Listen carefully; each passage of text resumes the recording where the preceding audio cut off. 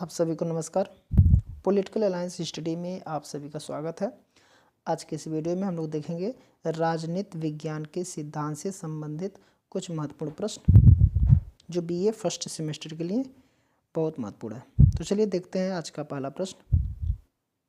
दिया है राज्य के वर्ग सिद्धांत का समर्थन।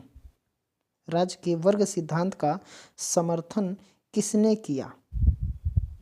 ये है कार्ल मार्क्स, एंजेल्स, लेनिन और उपरोक्त सभी। तो इसका जो सही उत्तर है देखिए वर्ग संघर्ष से संबंधित, देखिए कार्ल मार्क्स भी है, एंजेल्स भी है, लेनिन भी है, तो तीनों हो जाएंगे। तो इसका जो राइट आंसर हो जाएगा ऑप्शन डी, उपरोक्त सभी। राज्य के वर्ग सिद्धांत का समर्थन तीनों विचारकों ने किया है, मार्क्स, एंजेल्स तथा लेनिन। इसकी शुरुआत जो है वो कार्ल मार्क्स ने ही किया, इसकी शुरुआत जो है वो कार्ल मार्क्स ने किया था, जिसमें बुर्जुआ वर्ग का सर्वहारा वर्ग के बीच क्रांति की बात करता है। उसके बाद से ये भी तो इसके साथ ही था, ये भी आगे चल करके। तो वर्ग सिद्धांत का समर्थन अगर देखा जाए तो सभी लोग किया है। नेक्स्ट है अगला प्रश्न है कि कौन सा तत्व राज्य की सर्वोच्च शक्ति के रूप में माना जाता है? न्यायतंत्र, क्षेत्र, जनसंख्या या संप्रभुता? तो इसका जो करेक्ट राइट आंसर हो जाएगा सर्वोच्च शक्ति के रूप में माना जाता है संप्रभुता। ऑप्शन डी इसका राइट आंसर हो जाएगा।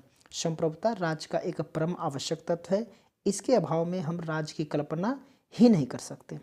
राज्य अपने इस लक्षण के कारण आंतरिक दृष्टि से सर्वोच्च और बाह्य दृष्टि से स्वतंत्र होता है। संप्रभुता राज्य की सर्वोच्च शक्ति के रूप में माना जाता है। बोधा के अनुसार क्या होता है कि बोधा ने इसके बारे में बताया है कि संप्रभुता नागरिकों और प्रजाजनों पर वह सर्वोच्च शक्ति है जो विधि द्वारा नियंत्रित नहीं होती है। देखिए ये विधि द्वारा, यानी कि बाहरी से किसी विधि द्वारा नियंत्रित नहीं होती है। तो इसका जो राइट आंसर हो जाएगा संप्रभुता।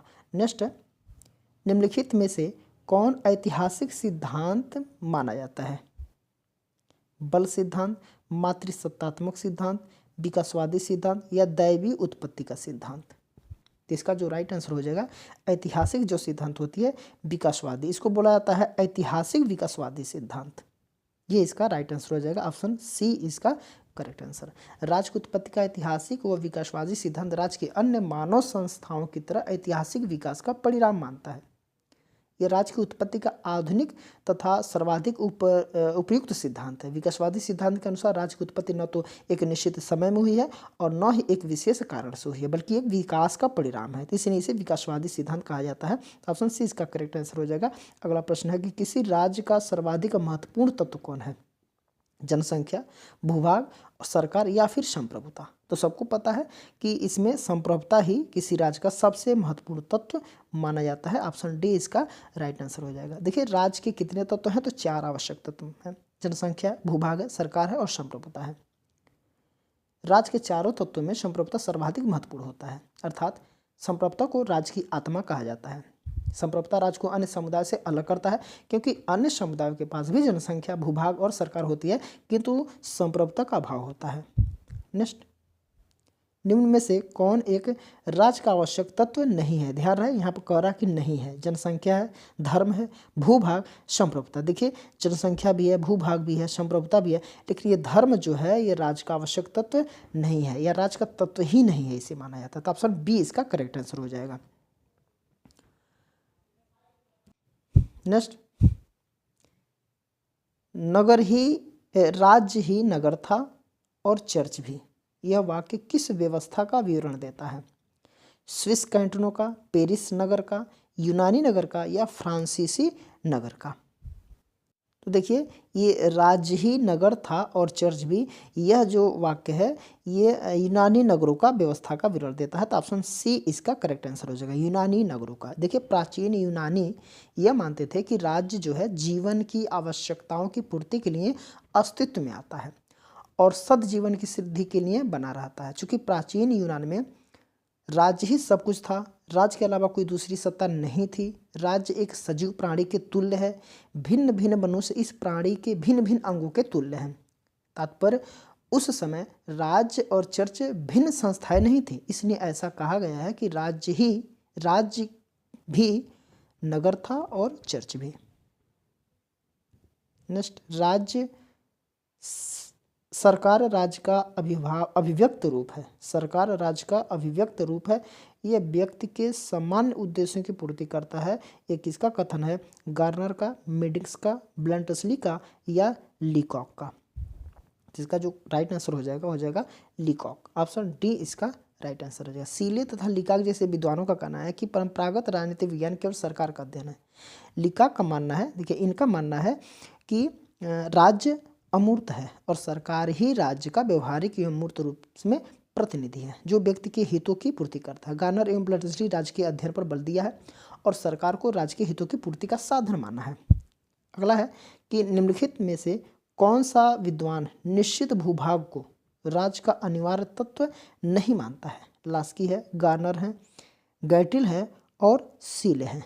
देखिए इसका सीले ही इसका करेक्ट आंसर हो जाएगा। कुछ विद्वान भूभाग को राज्य का आवश्यक तत्व नहीं मानते हैं, जैसे सीले है, ये भी हैं, एक डुग्वी है, ये भी मानता है, डुग्वी है, विलोवी है, लिमोन है, ऐसे कुछ आदि विद्वान हैं। सीले का मानना है कि भूभाग के बिना भी राज्य का अस्तित्व रह सकता है। अन्य तथ्य गैटिल के राज्य की परिभाषा राज्य के विज्ञान के रूप में दी है। गार्नर एक है, सबको पता, गार्नर यहाँ पे दिया है गार्नर। गार्नर राजनीतिक विज्ञान का आरंभ और अंत राज्य से होता है, इस तरीके से कथन का कारण। लास्की का कहना है कि राज्य को अन्य सभी समूहों की तुलना में राज्य की सर्वोच्चता का दावा करता है, यह लास्की का कथन है। नेक्स्ट है कि राज्यों का वर्गीकरण सर्वप्रथम किसने किया? राज्यों का वर्गीकरण सर्वप्रथम किसने किया? अरस्तू ने, मार्क्स ने, लॉक ने या फिर ग्रीन ने? तो इसका जो सही उत्तर हो जाएगा ऑप्शन ए, अरस्तू। राज्यों का सर्वप्रथम वर्गीकरण अरस्तू ने किया था। अरस्तू के वर्गीकरण में दो आधार किया गया था, एक जनसंख्या के आधार पर किया था, ठीक है, एक जनसंख्या के आधार पर किया था और दूसरा नैतिक आधार पर, अर्थात शासन करने वाले व्यक्तियों की उद्देश्य क्या है। अरस्तू ने अपने वर्गीकरण में पॉलिटी को सर्वश्रेष्ठ शासन व्यवस्था में शामिल किया है, जिसके लिए वर्तमान समय में प्रजातंत्र शब्द का प्रयोग किया जाता है। नेक्स्ट, राज्य का सबसे महत्वपूर्ण तत्व है सरकार, भूमि, जनसंख्या या संप्रभुता? तो सबको पता है सबसे महत्वपूर्ण तत्व जो है वो संप्रभुता है। आधुनिक समय में राज्य की संकल्पना के अंतर्गत राज्य के 4 तत्व माने जाते हैं, सबको पता, भूभाग, सरकार, संप्रभुता है। देखिए संप्रभुता को राज्य का महत्वपूर्ण तत्व माना जाता है क्योंकि यही तत्व राज्य को अन्य समुदाय से पृथक करता है। संप्रभुता शब्द का सर्वप्रथम प्रयोग बोधा ने किया था। देखिए इस शब्द का सर्वप्रथम प्रयोग कौन किया था? तो बोधा ने किया था। संप्रभुता का अर्थ राज्य की ऐसी शक्ति से है जिसमें बल वो भूभाग में अपनी आज्ञाओं का पालन करा सके और बाहर के राज्यों के साथ एक इकाई के रूप में किसी तरह का लेन देन, मैत्री या लड़ाई न कर सके। नेक्स्ट दिया कि राज्य कहे जाने के लिए अति आवश्यक तत्व क्या है? भूभाग, जनता, सर्वोच्च सत्ता या राष्ट्रीयता? इसका उत्तर हो जाएगा सर्वोच्च सत्ता। देखिए सर्वोच्च सत्ता को ही हम बोलते हैं संप्रभुता। सर्वोच्च सत्ता को ही संप्रभुता बोलते हैं। नेक्स्ट, राज्य के आवश्यक तत्व हैं, कितने हैं? सबको पता है 4 हैं, जनसंख्या, भूभाग, सरकार और संप्रभुता। नेक्स्ट, निम्न में से कौन राज्य का आवश्यक अंग नहीं है? आवश्यक अंग नहीं है सरकार, संप्रभुता, भूभाग या फिर कानून। देखिए ये बहुत महत्वपूर्ण अंग नहीं है, पाश्चात्य राजनीतिक चिंतन के अंतर्गत राज्य के 4 आवश्यक तत्व स्वीकार ही किए गए हैं, जनसंख्या, भूभाग, सरकार और संप्रभुता। इसमें संप्रभुता सर्वोच्च तत्व है। संप्रभुता शब्द का प्रयोग कौन किया था? जीन बोधा ने। और किस पुस्तक में किया है? डी रिपब्लिका किस सन में लिखा गया था? तो ये 1576 में लिखा गया था। डी रिपब्लिका 1576 में इसका रचना की गई थी। ये डी रिपब्लिका किसका ग्रंथ है? तो बोधा का ग्रंथ है। नेक्स्ट, निम्नलिखित में से कौन राज्य नहीं है? यहाँ पे कौन सा राज्य नहीं है? देखिए राजस्थान, नेपाल, बांग्लादेश, श्रीलंका। देखिए ये भी एक देश है, ये भी एक देश है, ये भी एक देश है। ये जो है एक इकाई है, किसी राज्य के अंतर्गत एक इकाई है, यानी कि भारत एक राज्य है तो उसके अंदर एक इकाई है। तो कौन नहीं है? तो ऑप्शन ए इसका राइट आंसर हो जाएगा। मानव समाज में किसी समुदाय को राज्य कहलाने के लिए 4 तत्वों का होना आवश्यक है। राजनीति शास्त्र में राज्य का अर्थ संघ राज्य से होता है। भारत संघ राज्य है, राजस्थान उसके अंतर्गत निहित है, संप्रभुता भारत में निश्चित है। नेक्स्ट, अगला है कि निम्नलिखित में से कौन राज्य नहीं है, देखिए डबल हो गया। ये निम्नलिखित में से कौन इंग्लैंड में लेसस फेयर सिद्धांत, देखिए यहाँ पे लेसस फेयर सिद्धांत का प्रतिपादन नहीं था, प्रतिपादक नहीं था। Adam Smith, TH. Green, Jeremy Bentham और जेम्स मिल। ठीक है, तो यहाँ पे देखिए प्रतिपादक नहीं था, ये यहाँ पे ये नहीं होना चाहिए, प्रतिपादक था। तो एडम स्मिथ ही इसका ऑप्शन ए हो जाएगा, एडम स्मिथ। देखिए लेसस फेयर का तात्पर्य होता है और हस्तक्षेप से है। इस सिद्धांत के तहत राज्य को व्यक्ति के कार्यों में कम से कम हस्तक्षेप करना चाहिए। लेसस फेयर एक आर्थिक सिद्धांत है जो 18वीं शताब्दी में लोकप्रिय हो गया। यह सिद्धांत कौन दिया था, तो एडम स्मिथ ने दिया था। तो ऑप्शन ए इसका सही उत्तर हो जाएगा। यहाँ नहीं जो शब्द है इसको हटा लीजिएगा। अगला लेसस फेयर का क्या अभिप्राय है, लेसस फेयर का क्या अभिप्राय है। धर्मनिरपेक्ष राज्य, समाजवाद, व्यक्ति को अकेला छोड़ दो या इनमें से कोई नहीं। तो इसका उत्तर हो जाएगा क्या, इनमें से सभी। धर्मनिरपेक्ष राज्य, समाजवाद, व्यक्ति को अकेला छोड़ दो, ये सारे के सारे देखा जाए तो सारे के सारे लेसस फेयर में आ जाते हैं।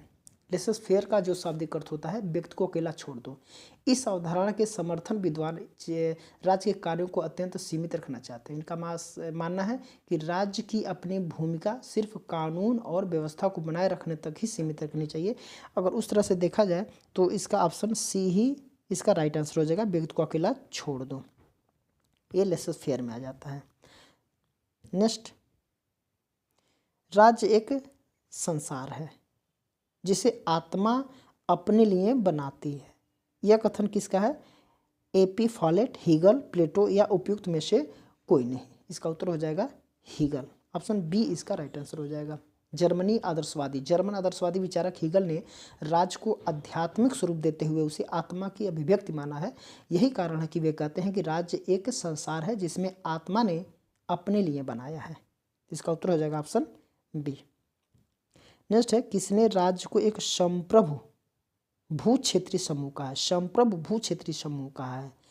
तो देखिए मैक्स वेबर हैं, लास्की हैं, डेविड हेल्ड है, लाशवेल है। तो इसका उत्तर देखिए लाशवेल ही हो इसका उत्तर हो जाएगा। तो ऑप्शन डी इसका राइट आंसर हो जाएगा। प्रसिद्ध राजनीति शास्त्री लाशवेल ने राज्य को एक संप्रभु भू क्षेत्रीय समूह कहा है। लाशवेल संप्रभुता के परंपरागत स्वरूप को स्वीकार नहीं करते हैं। लाशवेल संप्रभुता को सत्ता के उच्चतम मात्रा के रूप में परिभाषित करता है। लाशवेल मानते हैं कि संप्रभुता के साथ साथ अन्य शक्ति की संरचना भी सर्वोच्च हो सकती है। उनकी सर्वोच्चता वैयक्तिक विभाजन आदि हो सकती है। इस आधार पर उन्होंने एक राज्य को एक संप्रभु भू क्षेत्र कहा है। तो ऑप्शन डी इसका राइट आंसर हो जाएगा। अगला प्रश्न है कि सैबाइन के अनुसार यह दार्शनिक कौन था जिसने सर्वप्रथम राज्य को वह अर्थ प्रदान किया जो आधुनिक राजनीतिक व्यवहार में उसके साथ जुड़ा हुआ है। एक बार और देखते हैं, सैबाइन के अनुसार यह दार्शनिक कौन था जिसने सर्वप्रथम राज्य को वह अर्थ प्रदान किया जो आधुनिक राजनीतिक व्यवहार में उसके साथ जुड़ गया है। देखिए दिया है प्लेटो, अरस्तु, मैकियावेली या फिर रूसो। तो इसका उत्तर हो जाएगा मैकियावेली, ऑप्शन सी।